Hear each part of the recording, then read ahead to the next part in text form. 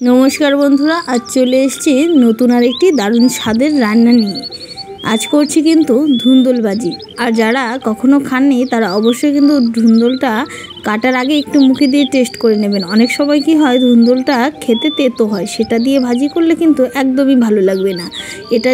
যেই ধুন্দুলটা দিয়ে ভাজি করেছিলাম সেটা কিন্তু ভাজিটা একদম হালকা মিষ্টি মিষ্টি হয়েছিল। বাচ্চারা খেতে তো ভীষণভাবেই পছন্দ করবে। তো স্টেপ বাই স্টেপ দেখতে থাকুন। এইভাবে যদি করেন ভাজিটা এতটাও গলে যাবে না।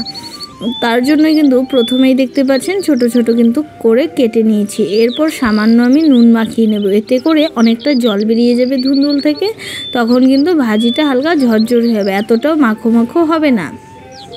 যারা আমার ভিডিও নতুন দেখছেন তাদের অবশ্যই অনুরোধ করব চ্যানেলটা করে বেল নোটিফিকেশনটা অল করে আমার পাশে থাকবেন। আমি কিন্তু গ্রামাঞ্চলের ভীষণ পুরনো রান্না খুব সহজভাবে আপনাদের জন্য খুব সাধারণভাবে তুলে ধরার চেষ্টা করি। তারপর জলটা ঝরিয়ে নিয়ে এদিকে কিছুটা তেল দিয়ে দিলাম 2-3টে শুকনো লঙ্কা আর কিছু কুচনো পেঁয়াজটা একদম লালচে হয়ে গেলেই কিন্তু ধুন্দুলটা দিয়ে সামান্য হলুদ গুঁড়ো দিয়ে দেবে। এখানে ভিডিওটা একটু স্কিপ হয়ে গেছে, সামান্য হলুদ দিয়ে দেবেন। নুন দেওয়ার কোনো দরকার নেই, কেননা নুন দিয়ে চিপে রাখার কারণে অলরেডি নুন কিন্তু এতে আছেই।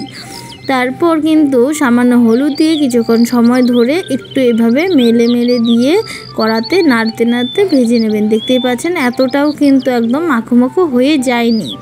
এভাবে খেতে কিন্তু ভীষণই ভালো লাগে, হালকা মিষ্টি হওয়ার কারণে বাচ্চারা ভীষণ পছন্দ করে।